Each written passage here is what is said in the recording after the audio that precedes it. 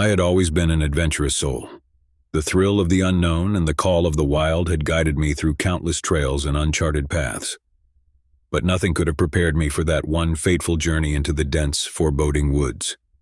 It was a crisp autumn morning when I set out, the leaves beneath my boots crunching like brittle bones. A cold wind rustled the trees and I shivered, though I couldn't tell if it was from excitement or the chilling breeze. The forest loomed before me, a sea of trees that seemed to stretch endlessly. I had heard tales of its vastness, but my youthful arrogance led me to believe I could conquer it. As I ventured deeper, the trees closed in around me, casting long, sinister shadows. The sunlight filtered through the leaves in sporadic beams, creating a scary patchwork of light and dark. With each step, my sense of direction began to blur. The trail I'd followed was gradually erased by the relentless march of the undergrowth. Panic clawed at the edges of my mind, but I pushed it away, convincing myself that I could backtrack. Hours passed, and my futile attempts to retrace my steps only left me more disoriented. The forest was a labyrinth, a place where time and space seemed to warp and twist, playing tricks on my senses. The more I struggled to find my way, the further I sank into the heart of the wilderness. My hunger gnawed at my insides, and the water in my canteen was running dangerously low. Panic had now fully engulfed me. The forest felt sentient, as though it were mocking my feeble attempts to escape. The distant calls of wildlife became whispers, and the rustling leaves carried unsettling secrets. I felt as if I was being watched, stalked by something unseen. Night fell like a shroud, and I huddled under a makeshift shelter of leaves and branches, feeling utterly exposed. The chilling symphony of the forest at night enveloped me, the howls of distant animals and the rustling of unseen creatures. Sleep was elusive, as every rustle or distant sound sent me into a state of high alert. Morning brought no solace. The woods seemed to have transformed overnight, the once familiar path now a maze of confusion. I decided to walk in a straight line, desperate to escape this haunting place. But the forest had other plans. It led me in circles, and my strength waned with each step. I was hungry, tired, and on the brink of despair. It was then that I saw him, or at least I thought I did. A shadowy figure darted between the trees just at the edge of my vision. My heart raced, and I chased after it, convinced it was my way out. But the figure remained elusive, a phantom in the woods. Days turned into weeks, and my desperation grew. I survived on a diet of berries and rainwater, but it was far from enough. My once taut frame had become emaciated, and my clothes clung to my shrunken body. The lines between reality and delusion blurred, and I often heard voices calling my name from the darkness, though no one was there. One night, as I lay beneath a twisted oak tree, the forest revealed its true nature. I was jolted awake by the sensation of something warm and wet on my hand. In the pale moonlight, I saw it. An animal carcass, torn and eviscerated, its entrails spread around my shelter like a gruesome offering. Fear clenched my heart as I realized the cruel message that the forest had sent. It was as if the wilderness had become a sentient, sinister entity, toying with me, luring me deeper into its clutches. I knew then that I was no longer alone in these woods, but I could never be sure who or what was watching me. The forest held secrets darker than the night, and I had become ensnared in its web of terror. Hunger and fear drove me to the brink of madness, and I began to question my own sanity. And then, one fateful day, I saw him again. The shadowy figure, this time closer, more distinct. It was a man, disheveled and wild, with eyes that held a hint of madness. He beckoned to me, his voice a mere whisper on the wind. In my fragile state, I followed him without question, convinced that he was my salvation. He led me to a small clearing in the heart of the forest, where a ramshackle cabin stood. It was a crude structure, cobbled together from rotting wood and tattered cloth. Inside, a fire crackled in a makeshift hearth, casting mystic shadows on the walls. The man, whose name was Elijah, explained that he had been lost in the woods for years, just like me. He had learned to survive in this unforgiving wilderness, and he offered me food and shelter. Desperation clouded my judgment, and I accepted his hospitality, though a nagging voice in my mind warned me that there was something deeply unsettling about him. Days turned into weeks as I lived in the cabin with Elijah, my only companion in this forsaken place. He spoke of the forest as if it were a living, breathing entity, a dark force that demanded sacrifices. He claimed that he had made a pact with the forest, offering it sustenance in return for his own survival. As the weeks passed, I began to notice the gruesome trophies that adorned the cabin's walls, skulls of animals and even a few human bones. It was then that the horrifying truth began to dawn on me. Elijah was not merely a survivor, he was a part of the very darkness that had consumed the forest. He was a cannibal. The realization struck me like a lightning bolt, and I knew I had to escape. But the forest, now even more sinister, seemed to tighten its grip on me. Every attempt to leave was thwarted, as if the trees themselves conspired to keep me there. Elijah's sanity unraveled further, and he spoke of the forest's insatiable hunger, of the countless lost souls who had met their end within its depths. I knew that my only chance lay in outwitting Elijah, and so I bided my time, pretending to embrace his twisted worldview.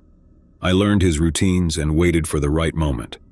One fateful night, as he lay in a feverish sleep, I made my move. The forest, it seemed, had grown tired of its plaything. I crept out of the cabin, my heart pounding like a drum, and plunged deeper into the woods, my every step a prayer to the forces of nature for salvation. The forest seemed to part before me, as if it had grown weary of the game, and I stumbled upon a trail.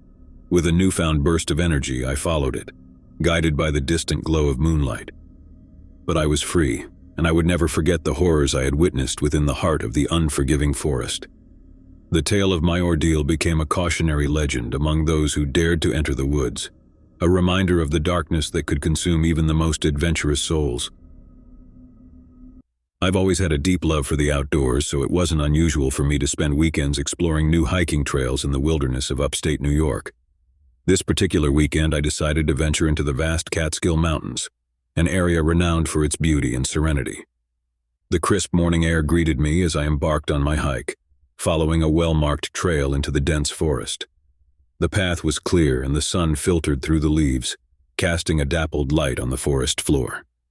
The sounds of nature surrounded me, from the chirping of birds to the gentle rustling of leaves in the breeze. As I hiked deeper into the woods, I became increasingly aware of the sheer solitude that enveloped me. There was a tranquil and a dead silence that settled over the forest. Although I was alone, I couldn't help but feel as if unseen eyes were watching my every step.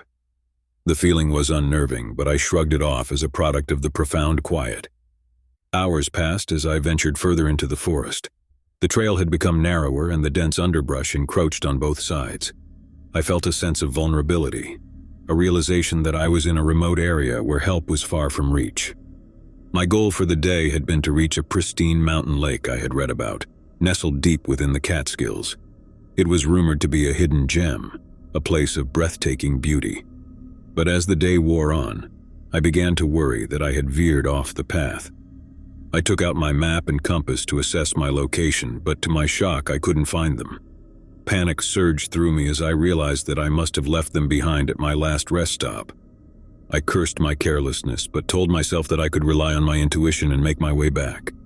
I turned to retrace my steps, but to my surprise, the trail I had been following seemed to have disappeared. The once clear path had become an overgrown tangle of branches and underbrush. I fought back the rising fear and decided to push forward, confident that I could eventually find my way back to the main trail. The hours passed and my sense of unease deepened as I continued to walk deeper into the woods. The forest around me had grown unfamiliar, and I couldn't shake the feeling that I was lost. The towering trees seemed to loom over me, their branches blocking out the sunlight. The stillness of the woods was broken only by the occasional call of a distant bird. As the day turned into evening, I made the difficult decision to set up camp. I gathered wood for a fire and constructed a makeshift shelter using branches and leaves. The night was quiet and dark, save for the soft rustling of leaves in the wind. The following morning, I was determined to find my way back to civilization. I scoured the area for any signs of the trail, but it was as if the path had vanished entirely. I couldn't understand how I had managed to get so disoriented in what should have been a straightforward hike. I continued to walk, driven by a growing sense of desperation. The forest felt like a labyrinth, with no clear direction or landmarks to guide me. The solitude of the wilderness, which had once been so serene, now felt oppressive and isolating. Each step I took seemed to lead me further into the depths of the forest, away from the familiar world I had known. The shadows of the trees cast long shapes on the ground, and the silence was punctuated only by the sounds of my own footsteps. I searched for any signs of human activity, a path, or a clearing that might lead me to safety, but the forest held no answers. I couldn't help but feel as if I had stepped into a different world, a place where the rules of reality no longer applied. Desperate to find my way back. My supplies were running low, and I had no means of communication with the outside world. I was well and truly alone, a lost soul in the heart of the Catskills. The forest offered no relief from the oppressive silence, and the solitude weighed heavily on my shoulders. The feeling of being watched never left me, and I couldn't escape the sensation that I was not alone. In my desperate search for a way out, I stumbled upon a small, decrepit cabin deep in the woods. It was an unexpected discovery, a structure that seemed out of place in the heart of the wilderness. I approached cautiously, the cabin's weathered walls casting long, creepy shadows in the fading light. Inside, I found the remnants of a life long gone. Old furniture, rusted cookware, and faded photographs covered the cabin's interior. It was as if time had stood still, frozen in a moment from the past. I couldn't help but wonder who had lived in the cabin and what had become of them. The place seemed abandoned, but there was an unsettling feeling of being watched, as if the walls themselves held secrets. I spent the night in the cabin, sheltered from the elements. The hours passed slowly, the darkness outside growing more oppressive. I couldn't escape the feeling that the forest was closing in around me, that I was a mere intruder in a place that did not belong to me. The following morning, I continued my journey through the woods, determined to find a way out. But the forest seemed intent on keeping its secrets. I came across strange symbols carved into the trees, intricate patterns that seemed to form a trail of their own. I followed them, hoping they would lead me to safety, but they only seemed to take me deeper into the wilderness. The sense of isolation and despair deepened with each passing day. I couldn't shake the feeling that I was being drawn deeper into the heart of the forest, as if it had a scary will of its own. I fought to keep my hope alive, clinging to the belief that I would one day find my way back to civilization. The forest had become my prison, a place of fear and uncertainty, and I was a lost soul in a realm of shadows and enigma. In the end, I couldn't escape the feeling that I had ventured into a world where time had no meaning, a place where the boundaries between the known and the unknown had blurred and merged. The forest had become a place of isolation and fear, and I was forever lost in its depths. My ordeal in the wilderness had been a descent into the unknown, a journey into a realm of solitude and desperation. The forest had revealed its enigmatic and unforgiving nature, and I had emerged from the experience forever changed. I had returned from the depths of the wilderness, but the memories of my time lost in the woods would continue to haunt me, a reminder of the beauty and the dangers that exist in the natural world. I've always been a nature enthusiast, and hiking has been a passion of mine for as long as I can remember. It was a sunny Saturday morning when I decided to embark on a solo hiking adventure in a remote and less traveled part of the Rocky Mountains. The idea was to find tranquility, to escape the bustling city life and reconnect with nature. The trail I chose led into an uncharted territory, a region that had been rarely explored by hikers. It was an area rich in dense forests, rolling hills, and breathtaking vistas. The promise of solitude and a genuine wilderness experience excited me. The day began with optimism and a sense of adventure. The early morning sun cast long shadows through the trees as I hiked deeper into the woods. The trail was marked, but it became increasingly overgrown and less maintained as I progressed. It was clear that few had ventured this far, but that only added to the appeal. The songs of birds and the rustling of leaves underfoot accompanied me. As the day wore on, I paused by a tranquil creek to refill my water bottle. The sun dappled the water's surface, and I could see small fish darting in the clear stream. I was in awe of the untouched beauty of the place. My goal was to reach a high ridge from which I'd have a panoramic view of the surrounding wilderness. I knew I would need to make camp up there for the night. With each step, I felt more disconnected from the outside world and more attuned to the wilderness that enveloped me. As the sun began to set, I found the perfect spot on the ridge to set up my campsite. I pitched my tent near the edge where I'd have a clear view of the sunrise. I sat by the fire, cooking a simple meal, and watching the stars twinkle above. But as night fell, the forest around me came alive with strange sounds. Owls hooted in the distance and the leaves rustled in the breeze. It was the kind of experience I had yearned for, and I was fully in my element. However, it was during the night that my journey took an unsettling turn. I awoke to a cold, chilling howl that echoed through the trees. It was unlike any sound I had ever heard, a low and mournful cry that sent shivers down my spine. My heart raced as I listened to the haunting howl. It was followed by more, as if a pack of unseen creatures were communicating through the night. Fear gripped me, and I realized that I was not alone in the wilderness. I had been trained to handle encounters with wildlife and knew that some animals could be territorial or curious, but this felt different. The howling continued, drawing nearer to my campsite. The sensation of being watched grew stronger, and I began to question whether this was a natural occurrence or something more ominous. With a flashlight in hand, I unzipped the tent and peered into the darkness. I couldn't see anything beyond the circle of light, but the howling was closer now, echoing from the surrounding trees. My instincts told me to remain in the tent, but curiosity and fear pushed me to investigate. I cautiously made my way to the edge of the ridge, where the forest below was obscured by shadows. The howling grew louder, and I began to make out the silhouettes of creatures moving through the underbrush. Their eyes gleamed with a scary, phosphorescent glow in the dim light of my flashlight. It was a pack of wolves, their silvery fur illuminated by the beam of my flashlight. They moved with a fluid grace, circling my campsite, their eyes locked onto me. My heart pounded in my chest as I watched the pack. It was a mesmerizing and terrifying sight.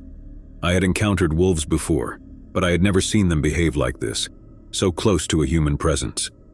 The leader of the pack, a massive silver-coated wolf, approached the edge of the ridge and locked eyes with me.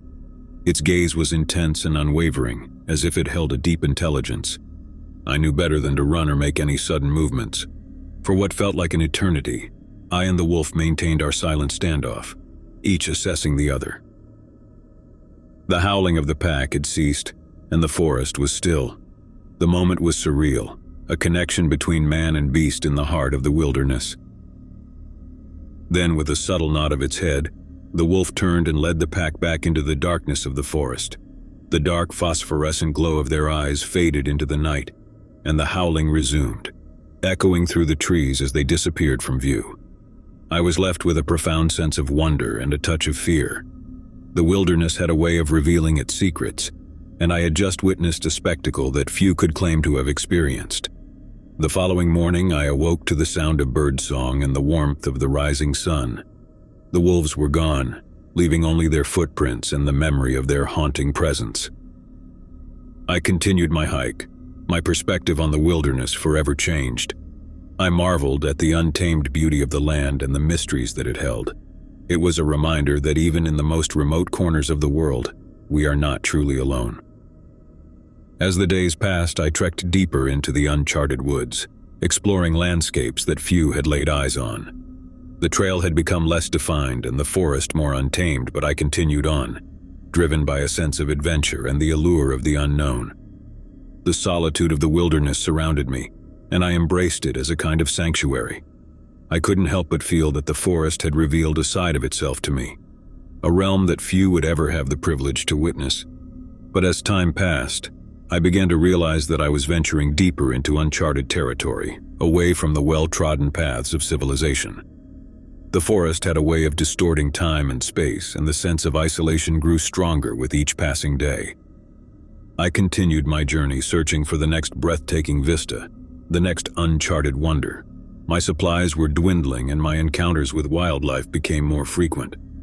In the end, I couldn't help but wonder if the uncharted woods held a truth that was beyond my comprehension, a realm of solitude and fascination that would forever remain a mystery. My journey had been a descent into the unknown, a venture into a realm of fear and wonder, and I had emerged from the experience forever changed. I had returned from the depths of the wilderness, but the memories of my time in the uncharted woods would continue to haunt me, a reminder of the beauty and the uncertainty that exist in the natural world.